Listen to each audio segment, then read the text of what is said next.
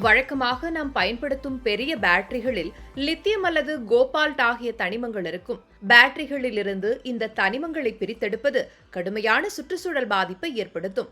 ஆனால் ஜெர்மனியில் செயல்பட்டு வரும் சிஎம்ப்ளூ என்ற நிறுவனம் இந்த பிரச்சினைக்கு ஆச்சரியமூட்டும் தீர்வு ஒன்றை கண்டிருக்கிறது. அதாவது மின்சாரத்தை சுற்றுச்சூழலுக்கு பாதிப்பில்லாத கரிம பேட்டரிகள் மூலம் சேமிக்கும் புதிய வழியை இந்த நிறுவனம் சாத்தியப்படுத்தி இருக்கிறது.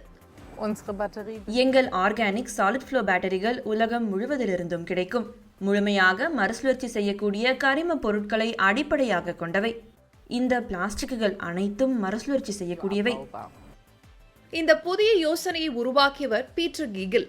அடிப்படையில் மருத்துவரான இவர் இந்திய மதிப்பில் சுமார் 700 கோடி ரூபாய் முதலீட்டில் இதற்காக சிஎம்ப்ளூ நிறுவனத்தை தொடங்கியுள்ளார்.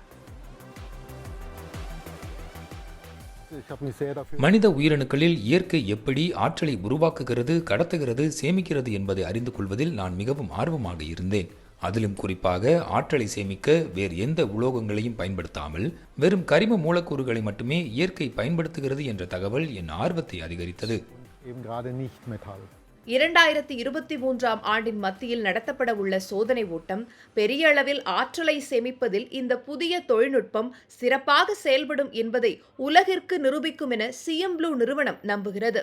உலகிலேயே முதன்முறையாக சுற்றுச்சூழலுக்கு பாதிப்பில்லாத மிகப்பெரிய பேட்டரிகளை ஜெர்மனியில் 2023 ஆண்டும் அமெரிக்காவில் 2024 ஆண்டும் தயாரிப்பதே இந்நிறுவனத்தின் திட்டம்.